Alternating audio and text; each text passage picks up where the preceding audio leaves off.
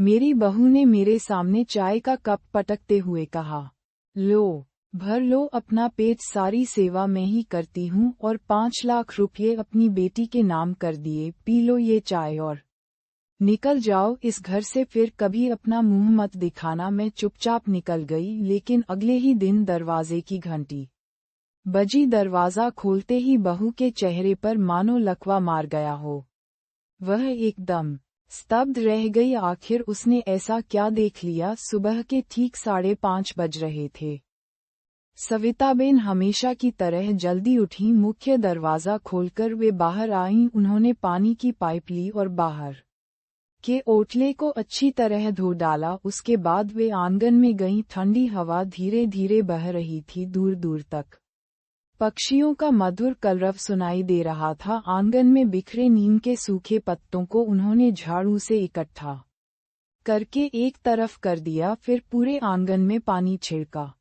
मिट्टी की नम खुशबू हवा में फैल गई और मन में एक संतोष छा गया। आज का दिन उनके लिए खास था।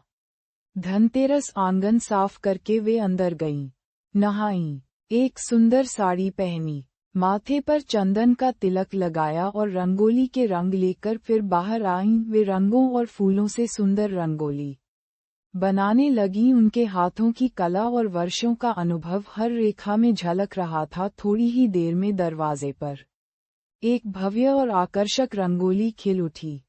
उन्होंने कोडियों में तेल भरा, उन्हें प्रज्वलित किया और रंगोली के पास रख दिया। दियों की कोमल ज्योत से आंगन में एक अद्भुत पवित्र प्रकाश फैल गया। रंगोली में जलते दिए देखकर सविताबेन के मन में एक अलग सी शांति थी। धीरे से आंखें बंद करके उन्होंने भगवान से प्रार्थना की, इस प्रकाश की तरह हमारे घर में भी सुख शांति बनी रहे, कभी कोई दुख न आए। बाद वे रसोई में गईं और अपने लिए चाय बनाने लगीं।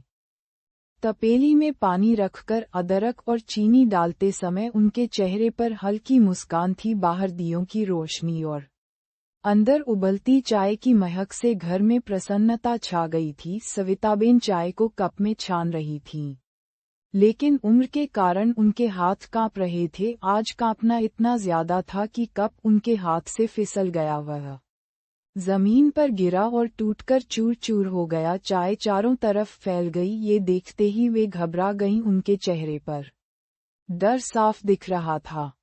उन्होंने तुरंत कप के टुकड़े इकट्ठे किए और कपड़े से फैली चाय पोंछने लगीं। हाथ तेजी से काम कर रहे थे, मानो डर था कि कहीं कोई देख न ले। एक पुराना कांच का टुकड़ा उन्हें दिखाई नहीं दिया और वह उनकी उंगली में चुभ गया। तभी पीछे से किंजल की आवाज गूंजी, मम्मी जी। आवाज सुनते ही उनका कलेजा धड़क गया। मुड़कर देखा तो किंजल रसोई के दरवाजे पर खड़ी थी। उसकी नजर सीधी कप के टुकड़ों और फैली चाय पर गई। किंजल ने चिढ़कर चिल्लाकर कहा, कितनी बार कहा है आपको कि रसोई में मत आया करो, लेकिन नहीं, एक बार कही हुई बात समझ में नहीं आती। कहते हैं बुढ़ापे में भूख कम हो जाती है, लेकिन आपकी भूख तो दिन ब दिन बढ़ती ही जा रही है। उसकी आवाज कांटों की तरह चुभ रही थी। यह सुनकर सविताबेन की आंखों में आंसू आ गए। वे कुछ बोले बिना शांतिपूर्वक उठीं और अपने कमरे की ओर चली गईं। पीछे से किंजल का बड़बड़ाना अभी भी जारी था। पता नहीं बुढ़ापे में चाय की ऐसी क्या तलब लगती है, सुबह होने से पहले ही चाय बनाने लग जाती हैं। सविताबेन का मन गहरे तक दुखी हो गया। कमरे में जाते जाते वे मन ही मन बोलीं, हे भगवान, मैंने ऐसा क्या गुनाह किया जो मुझे ऐसी बहू मिली। दोपहर में किंजल तैयार होकर बाहर निकल रही थी। उसने दरवाजा खोला, लेकिन नीचे देखे बिना पैर रखा और उसका पैर सीधा रंगोली पर पड़ गया। पूरी रंगोली बिखर गई और पास रखे दियों का तेल भी फैल गया। किंजल गुस्से से लाल हो गई। वह धड़धड़ाते कदमों से अंदर आए, बाथरूम से पानी की बाल्टी उठाई और बाहर आकर पूरी रंगोली पर पानी उड़ेल दिया। पूरा आंगन पानी से भर गया। रंगोली के रंग पानी के साथ एक लंबी धारा बनकर बहने लगे। सविताबेन ने सुबह मन से मेहनत और प्यार से बनाए रंगोली एक पल में पानी में बह गई। सिर्फ इतना ही नहीं, किंजल ने खाली बाल्टी बाथरूम में इतने जोर से फेंकी कि उस आवाज से रवि चौंक कर जाग गया। दरवाजा खोलकर वह बाहर आया और चिढ़े स्वर में बोला, यह क्या चल रहा है? इतनी सुबह घर में इतना हंगामा क्यों? आज रविवार है। आज तो सोने दो। पति की बात सुनते ही किंजल तिलमिला उठी। अच्छा, मैं जो भी करूं वह आपको तुरंत दिखाई दे जाता है, और आपकी मम्मी जो भी करें उस समय आपकी आंखें बंद हो जाती हैं, है ना? अब चुप क्यों हो? रवि कुछ बोल पाता उससे पहले किंजल सीधे सविताबेन के कमरे में घुस गई। मम्मी जी, दरवाजे पर रंगोली बनाने की क्या जरूरत थी? रंगों से मेरा पूरा पैर गंदा हो गया और ऊपर से आपने पूरा ओटला गंदा कर दिया। ये सुनकर सविताबेन एक पल के लिए स्तब्ध रह गईं, फिर शांत स्वर में बोलीं, बहू, आज दरवाजे पर रंगोली बनाना शुभ माना जाता है। आज धनतेरस है, घर में लक्ष्मी का वास हो, इसके लिए। उनकी बात पूरी होती इसके पहले किंजल हंसते हंसते बोली, मम्मी जी, ये सब आपके जमाने में होता होगा, आज के जमाने में मेहनत करो तभी पैसे मिलते हैं। अगर रंगोली बनाने से लक्ष्मी प्रसन्न होती है तो कल से अपने बेटे को घर पर ही रखो, पूरे दिन रंगोली बनवाओ और नोट छापते रहो। किंजल अभी और ताने मार ही रही थी कि अचानक रवि का हाथ उठा। एक जोरदार थप्पड़ किंजल के गाल पर पड़ा। रवि की आंखों में गुस्सा लपटे ले रहा था। वह दहाड़ा, किंजल, चुप रहे। तू मेरी माँ से ऐसी बात कैसे कर रही है? मैं सब सह सकता हूँ, लेकिन मेरी माँ को एक भी उल्टा शब्द बोला तो? सविताबेन डरकर बीच में खड़ी हो गईं। रवि बेटा, रहने दे इसे, कुछ मत कह। लेकिन आज रवि रुकने वाला नहीं था। अचानक पड़े थप्पड़ से किंजल सुन्न हो गई थी। उसे कभी कल्पना भी नहीं थी कि रवि उस पर हाथ उठा सकता है। गुस्से से लाल आंखें करके वह बिना कुछ बोले धीरे धीरे अपने कमरे में चली गई। किंजल के अंदर जाने के बाद सविताबेन रवि से बोलीं, बेटा, इसे मारना जरूरी नहीं था। घर में छोटी मोटी बातें तो होती रहती हैं। रवि का स्वर अभी भी कठोर था। मम्मी, लेकिन इसे भी सोचना चाहिए था ना, क्या कोई बात शांति से नहीं कर सकती? और मम्मी, तुझे तो इसकी आदत पता है, फिर रंगोली बनाने की क्या जरूरत थी? सविताबेन ने शांतिपूर्वक उसकी आंखों में देखकर जवाब दिया, रवि, आज धनतेरस है, सोचा घर में लक्ष्मी का वास होगा। मुझे क्या पता था कि ऐसा तमाशा हो जाएगा। रवि का गुस्सा अब शांत हो रहा था। उसने मम्मी का हाथ प्यार से अपने हाथ में लिया। मेरे घर में तो पहले से ही लक्ष्मी का वास है, मेरी माँ के रूप में। फिर उसने उनकी उंगली की ओर देखा। मम्मी, ये हाथ पर क्या हुआ? सविताबेन ने हाथ धीरे से पीछे खींच लिया। कुछ नहीं, दरवाजे का कोना लग गया। रवि प्यार से बोला, मम्मी, अपनी थोड़ी देखभाल भी किया करो। ये सुनते ही सविताबेन की आंखों में आंसू आ गए। वे मन ही मन बोलीं, मैं कितनी भाग्यशाली हूँ कि मुझे ऐसा बेटा मिला। बाद वे प्यार से बोलीं, रवि, सुन, किंजल से प्यार से बात करना, उससे माफी मांग लेना। अच्छा बेटा होना जितना जरूरी है, उतना ही अच्छा पति होना भी जरूरी है। आज धनतेरस है, इसे सोने की बंगल ले आकर देना शुभ होता है, इसका मन भी शांत हो जाएगा। रवि ने गहरी सांस ली और अपने कमरे में चला गया। किंजल अभी भी बेड पर बैठी थी। उसका मुंह फूला हुआ था और आंखों में नाराजगी। रवि उसके पास जाकर नर्म स्वर में बोला, किंजल, सुबह जो कुछ हुआ उसके लिए मुझे माफ कर दे। मुझे तेरे पर हाथ नहीं उठाना चाहिए था। आज धनतेरस है, घर में खुशी का माहौल होना चाहिए। हम शाम को बाहर चलें, तेरे लिए सोने की बंगल लेनी है। किंजल ने शुरू में मुंह फेर लिया, लेकिन सोने की बंगल सुनते ही उसके चेहरे पर हल्की मुस्कान आ गई।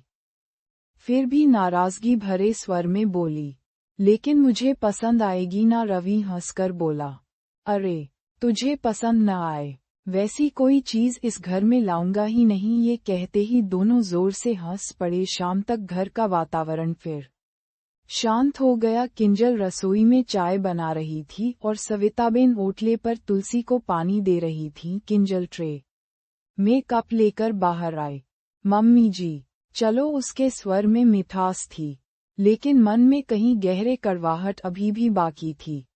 उसने मन ही मन बदला लेने का इरादा कर लिया था, लेकिन बाहर से दिखावा करना उसकी मजबूरी थी। सविताबेन ने मुस्कुराकर चाय का कप लिया।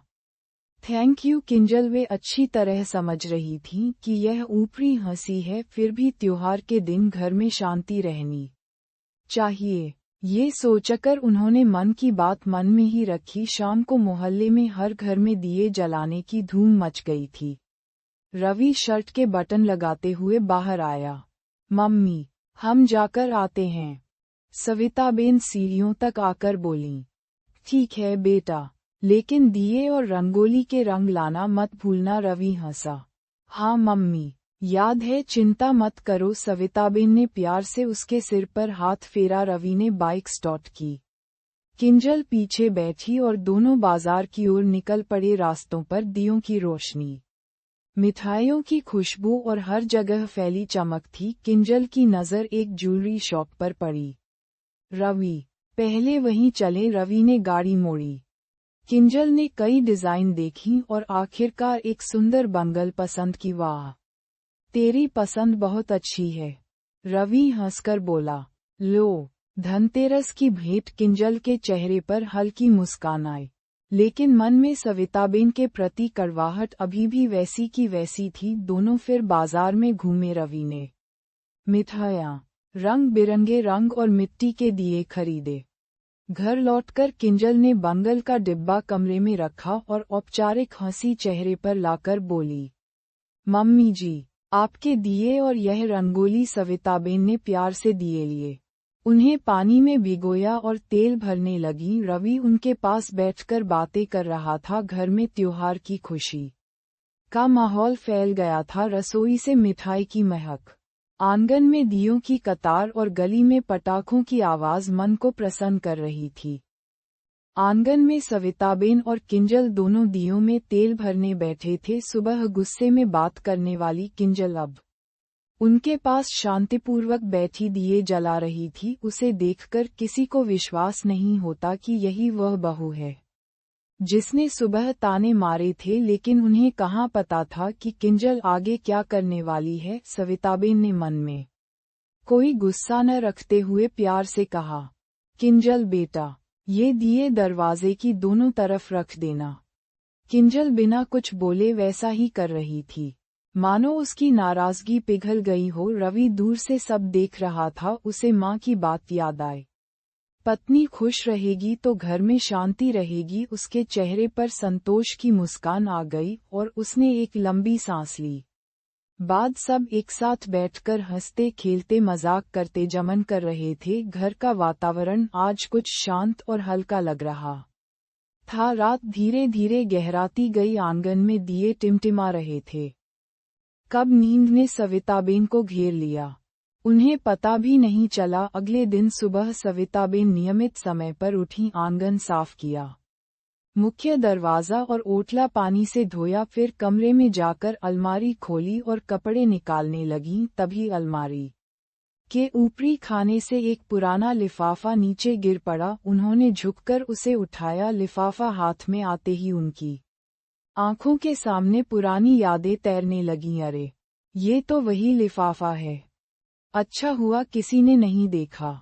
वे बड़बड़ाई लिफाफा वापस रखने जा रही थीं कि तभी किंजल की जोरदार आवाज आई, मम्मी जी। आवाज सुनकर वे चौंक गईं। जल्दबाजी में लिफाफा अलमारी में रखकर दरवाजा बंद किया और बाहर आईं। क्या हुआ, इतने जोर से क्यों चिल्ला रही है? उन्होंने शांतिपूर्वक पूछा। मैं चिल्लाती रहूंगी, आप मुझे सुख से जीने देंगे या नहीं? किंजल गुस्से में बोली। सविताबेन हैरान होकर बोली, बहू, अब मैंने क्या किया? किंजल ने अपनी साड़ी और रवि का शर्ट उनके सामने फेंका। ये देखो, इन कपड़ों पर कितने दाग हैं। कितनी बार कहा है कि उस कमला धोबिन के पास कपड़े मत देना।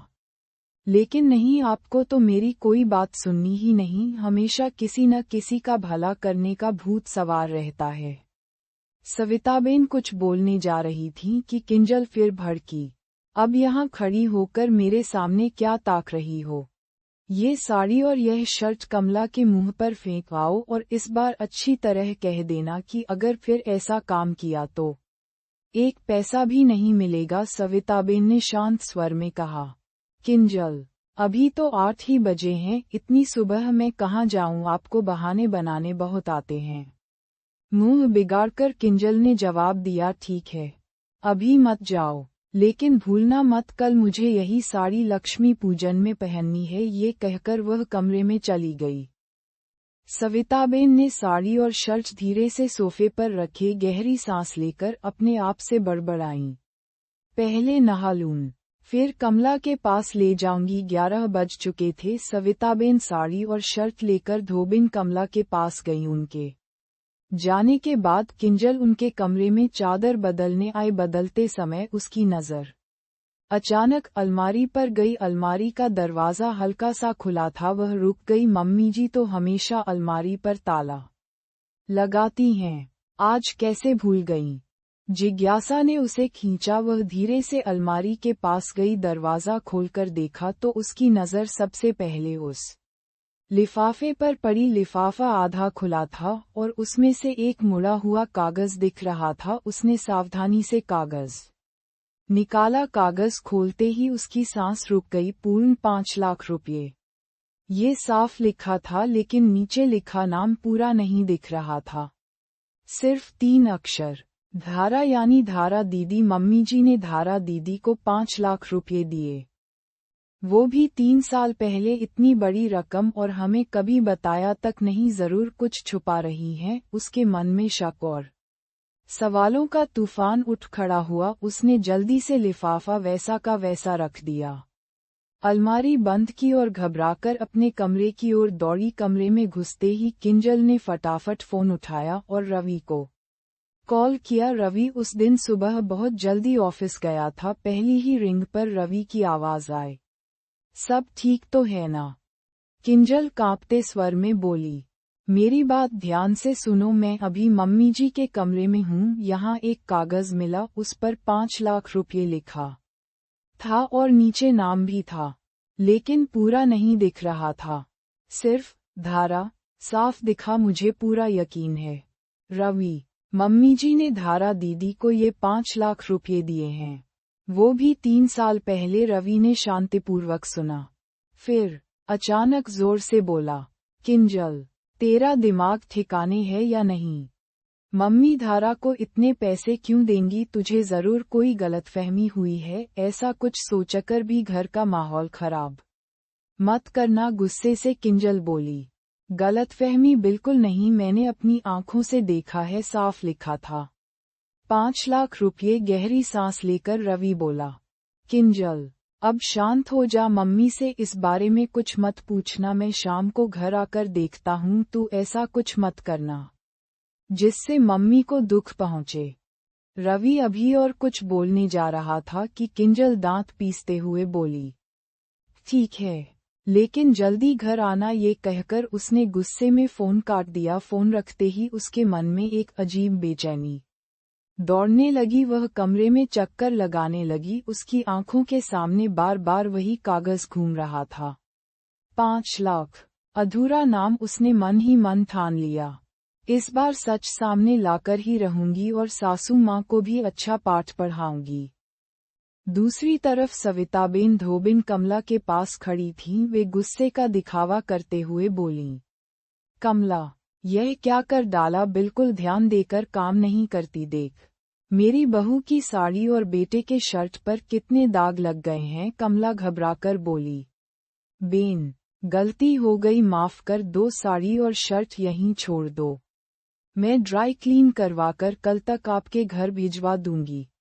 सविताबेन ने थैली देते हुए सख्त लहजे में कहा, देख कमला, इस बार अगर कोई गलती हुई तो देख लेना, मेरी बहू को कल ये साड़ी चाहिए, एक भी दाग नहीं रहना चाहिए। कमला ने विनम्रता से कहा, ठीक है बेन, चिंता मत करो, सविताबेन जाने लगीं। फिर रुक गई, उनका स्वर नर्म हो गया। कमला, अगर मेरी बात का बुरा लगा हो तो माफ कर देना, लेकिन अगर साड़ी पर दाग रह गया तो बहू ताने मारेगी। बहुत सुनना पड़ता है।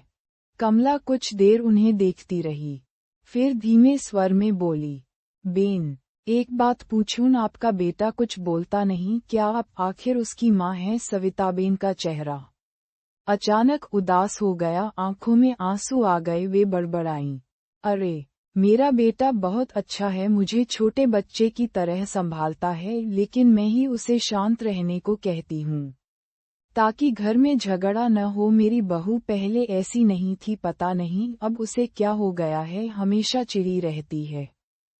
इतने में उनकी आंखों से आंसू टपक पड़े। उन्होंने तुरंत मुंह फेरकर साड़ी के पल्लू से आंखें पोंछ लीं। कमला शांतिपूर्वक बोली, बेन, आप चिंता मत करो, शांति से घर जाओ, मैं साड़ी कल तक पहुंचा दूंगी, एक भी दाग नहीं रहेगा। सविताबेन हल्की मुस्कान के साथ घर लौट आई। दरवाजे की घंटी बजाई तो अंदर से किंजल के कदमों की आवाज आई। उसने दरवाजा खोला, लेकिन सास को सामने देखकर बिना कुछ बोले मुंह फेर लिया और सीधे अपने कमरे में चली गई। सविताबेन के चेहरे पर शांति का आवरण छा गया। उन्होंने गहरी सांस ली और खुद को समझाते हुए कहा, शायद अभी भी गुस्से में है। वे धीरे से अपने कमरे में गईं और बिस्तर पर लेट गईं। उनके चेहरे पर उदासी की हल्की छाया साफ दिख रही थी। कब सब पहले जैसा हो जाएगा? घर की शांति, हंसी खुशी फिर लौट आएगी। हे भगवान, इस घर के कलह को दूर कर दो।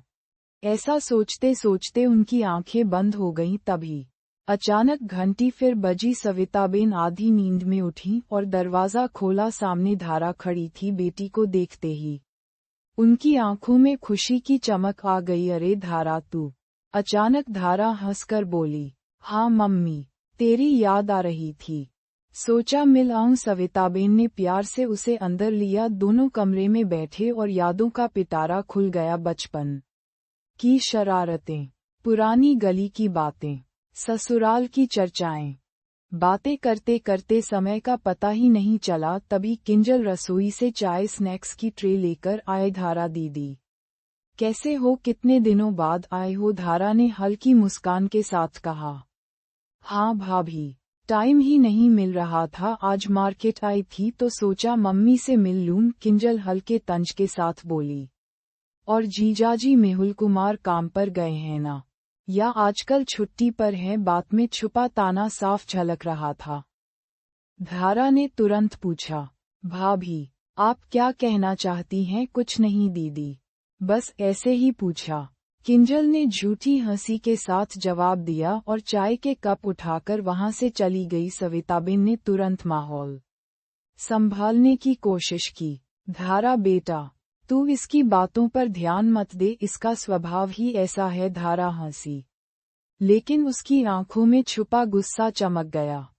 बाद सविताबेन ने अलमारी खोली, लॉकर से कुछ पैसे निकाले और धारा के हाथ में रखते हुए बोलीं, बेटा, कितनी बार कहा है, थोड़े बहुत पैसे अपने पास रखा कर, कभी जरूरत पड़ सकती है। धारा ने माँ का हाथ में लिया और प्यार से बोली, अरे माँ, तू इतना टेंशन क्यों लेती है? अभी मुझे कोई जरूरत नहीं है। माँ बेटी बातों में मग्न थे। उन्हें बिल्कुल पता नहीं था कि दरवाजे के बाहर खड़ी किंजल सब ध्यान से सुन रही थी। उसके चेहरे पर शक और गुस्सा था। बाद धारा उठते हुए बोली, ठीक है माँ, अब निकलती हूँ। बातें करते करते पता ही नहीं चला 6 बज गए। वह दरवाजे से बाहर निकलने लगी, तभी किंजल अचानक आगे आकर उसका हाथ पकड़कर बोली, अरे दीदी, इतनी क्या जल्दी है? आराम से जाओ, भैया रवि आने वाले हैं, उनसे मिलकर जाना। धारा एक पल को ठिठक गई, उसके चेहरे पर कुछ गड़बड़ होने के भाव आ गए। सविताबेन ने तुरंत हंसकर कहा, किंजल, रवि को आने में देर होगी, धारा को जाने दे, त्योहार के दिन हैं, घर में उसकी राह देख रहे होंगे। धारा समझ गई कि भाभी का इरादा घर का माहौल खराब करने का है। अब सिर्फ एक चिंगारी की जरूरत थी, उसे अपनी भाभी का स्वभाव अच्छी तरह पता था, इसलिए शांत रहना ही ठीक लगा। ठीक है मम्मी, मुझे देर हो रही है, मैं फिर आऊंगी, यह कहकर धारा चली गई। धारा के जाते ही सविताबेन ने गहरी सांस ली। मन ही मन बोली, हे भगवान, अच्छा हुआ चली गई, नहीं तो कोई बड़ा धमाका हो जाता। किंजल के बदले हाव भाव देखकर सविताबेन को लग रहा था कि बहू के मन में कुछ उथल पुथल चल रही है। वे अपने कमरे की ओर मुड़ी, तभी किंजल गुस्से से लाल चेहरा लेकर दौड़ी आई। अपनी बेटी को चुपके चुपके पैसे देना कब से चल रहा है? आपको लगता है हमें कुछ पता नहीं चलता? मुझे मूर्ख समझती है? सविताबेन कांप गई, धीमे से बोली, किंजल, तू गलत सोच रही है। वे पैसे मेरे नहीं थे, धारा ने ही दिए थे। उसके पति मेहुल के थे। जो उसने मेरे पास संभाल कर रखे थे वही मैं वापस दे रही थी। किंजल ने स्वर ऊंचा किया। मम्मी जी, रहने दीजिए ये कहानियां, मुझे सब पता है। 3 साल पहले भी धारा को 5 लाख रुपये दिए थे ना, मेरे पास सबूत हैं। सविताबेन वहीं सुन्न हो गईं। आपको सिर्फ अपनी बेटी की चिंता है, और मैं तो पराए घर से आई हूं ना, इसलिए इस घर में बोझ बन गई हूं। सविताबेन टूट गईं। आंसू गालों पर बहने लगे। उन्होंने बिना कुछ बोले अपनी थैली उठाई और दरवाजे की ओर मुड़ी। मन में ख्याल आया, अगर एक पल और यहाँ रुकी तो पूरे घर को सिर पर उठा लेगी। वे घर से बाहर निकल गईं। दरवाजा बंद होते ही पूरे घर में भारी उदासी की शांति छा गई। किंजल अभी भी गुस्से में कमरे में चक्कर लगा रही थी और बड़बड़ा रही थी। तभी दरवाजे की घंटी बजी। किंजल ने दरवाजा खोला। सामने उसकी मां भावनाबेन भेंट और मिठाई की थैलियों के साथ खड़ी थीं। किंजल खुश होकर उन्हें गले लगी। मम्मी, तू यहाँ? भावनाबेन ने उसके सिर पर हाथ फेरते हुए हंसकर कहा। हाँ बेटा, सोचा तुझे सरप्राइज दूं, तेरे और वेहवान के लिए भेंट लाई हूँ। सविताबेन कहाँ है? बुला, बहुत दिन हो गए मिले। किंजल ने मुंह बिगाड़कर कहा। मम्मी, रहने दे, शायद कमरे में सो रही होंगी। भावनाबेन हंसकर बोली। कोई बात नहीं, मैं जाकर मिल आती हूँ। तू 2 कप चाय लेकर आ, हम दोनों आराम से गप्पे मारेंगे। भावनाबेन अंदर गईं, लेकिन सविताबेन कमरे में नहीं थी। किंजल चिल्लाई, सविताबेन तो कमरे में नहीं है, इतनी रात को कहाँ गई? तभी किंजल का गुस्सा फट पड़ा। मम्मी, तू अपनी सास को जितनी सीधी समझती है ना, वैसी बिल्कुल नहीं है। 1 नंबर की चालाक है, तुझे पता है। वो अपनी बेटी धारा को छुपाकर पैसे देती हैं। आज तो मैंने उन्हें रंगे हाथों पकड़ लिया, और जब मैंने पूछा तो बिना जवाब दिए थैली लेकर घर से निकल गईं। किंजल और चिढ़कर बोली, तेरे को एक और बात बताऊं, 3 साल पहले भी उन्होंने धारा को 5 लाख रुपये दिए थे, मेरे पास सबूत हैं। भावनाबेन की आंखों में आंसू आ गए। कांपते स्वर में बोली, किंजल, तू ऐसा कैसे बोल सकती है? जिस औरत ने तुझे अपनी बेटी से ज्यादा मान दिया, उस पर इतना बड़ा इल्जाम?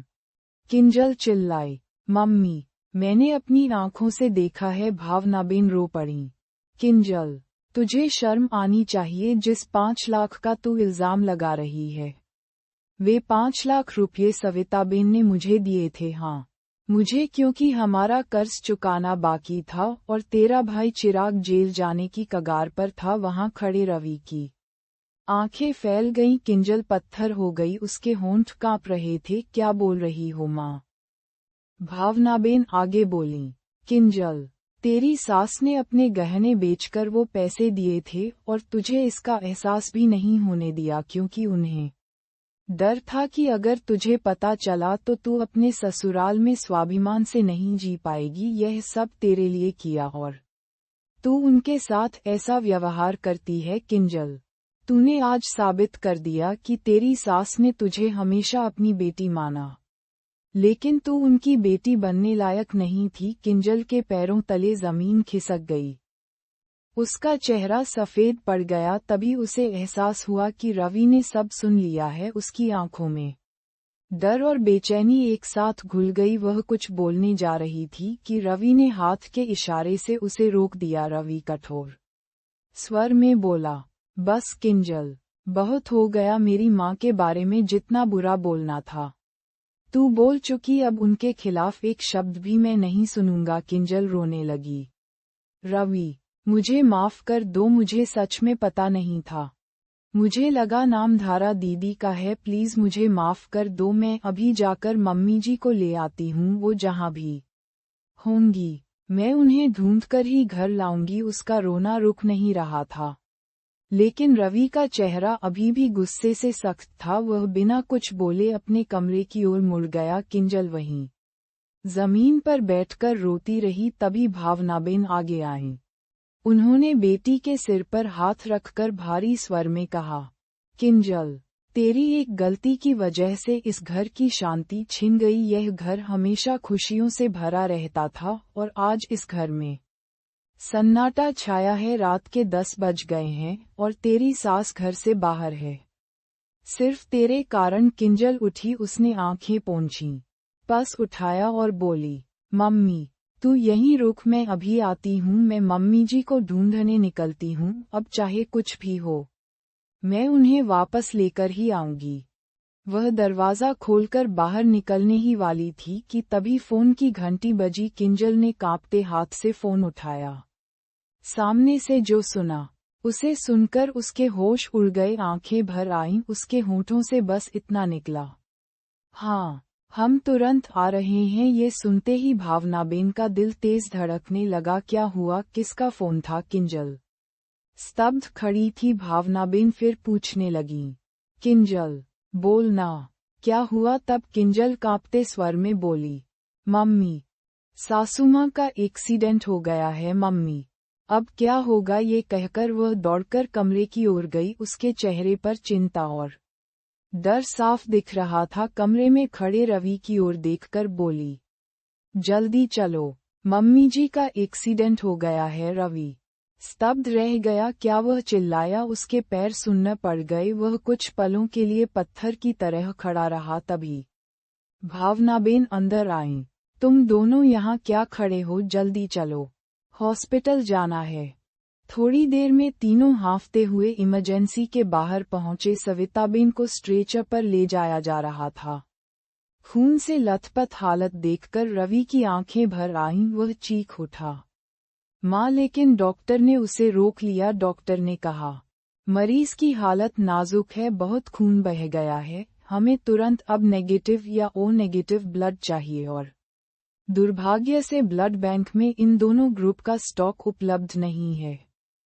डॉक्टर की बात सुनकर रवि पूरी तरह बेचैन हो गया। वह चिल्लाया, अब कौन देगा मेरी माँ को खून? डॉक्टर प्लीज, कुछ भी करके मेरी माँ को बचा लो। तभी किंजल आगे आए। उसकी आंखों में पश्चाताप था। डॉक्टर, मेरा ब्लड ग्रुप बी नेगेटिव है, क्या मैं दे सकती हूँ? डॉक्टर ने कहा। हाँ, आप दे सकती हैं, किंजल बोली, मेरा खून ले लो, लेकिन मेरी मम्मी जी को कुछ नहीं होना चाहिए। ये सुनकर भावनाबेन और रवि दोनों हक्के बक्के रह गए। रवि गुस्से में बोला, किंजल, तेरी मेरी मम्मी को खून देने की कोई जरूरत नहीं। रोते रोते किंजल बोली, रवि, मैंने आज तक कितनी गलतियां की हैं, लेकिन अगर आज मम्मी जी को कुछ हो गया तो मैं खुद को कभी माफ नहीं कर पाऊंगी। प्लीज डॉक्टर, खून ले लो। डॉक्टर ने एक पल गंवाए बिना किंजल को अंदर ले लिया। खून चढ़ने के बाद सविताबेन की तबीयत सुधरने लगी। खतरा टल गया था। थोड़ी देर में डॉक्टर बाहर आए और बोले, अब चिंता की कोई बात नहीं, खतरा टल गया है, आपकी माँ जल्दी ठीक हो जाएंगी। यह सुनकर रवि की आंखों से आंसू बह निकले। डॉक्टर के जाने के बाद वार्ड में शांति छा गई। सविताबेन अभी तक होश में नहीं आई थी। मशीन की बीप की आवाज उस शांति को तोड़ रही थी। भावनाबेन बोली, रात बहुत हो गई है, तुम दोनों घर चले जाओ, मैं वेवान के पास बैठती हूँ।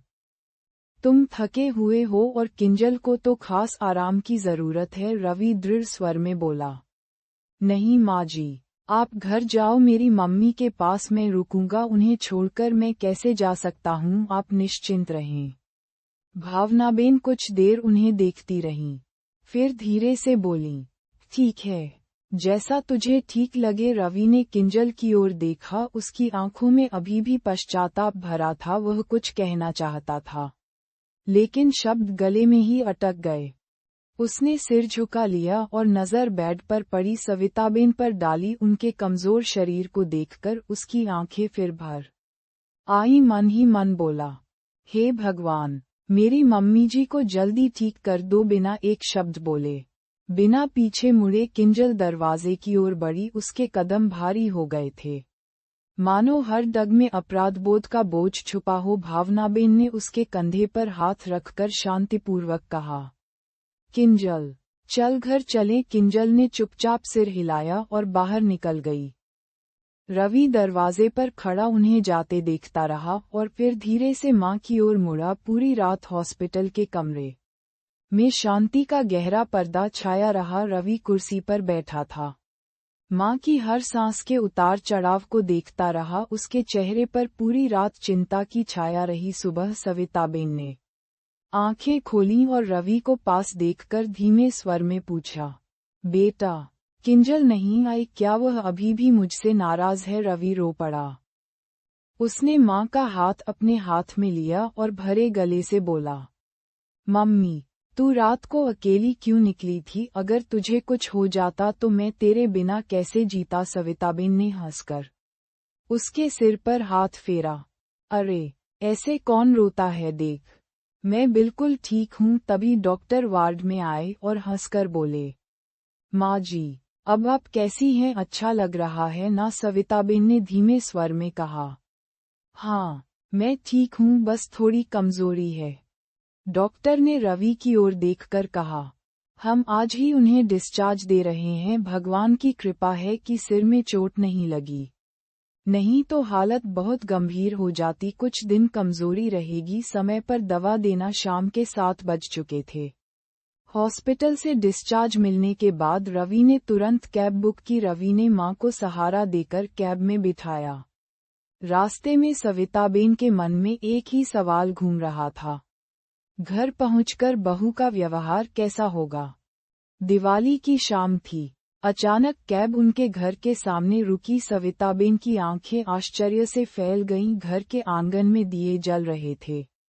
सविताबेन कैब से उतरी तो देखा, पूरा घर सजा हुआ था। दरवाजे पर सुंदर रंगोली और गेंदे के तोरण लगे थे। तभी किंजल आरती की थाली लेकर बाहर आए। लाल साड़ी में सजी बहू भावुक होकर बोली, मम्मी जी, आपका स्वागत है। आप ही इस घर की सच्ची लक्ष्मी हैं। सविताबेन कुछ पलों के लिए स्तब्ध रह गईं।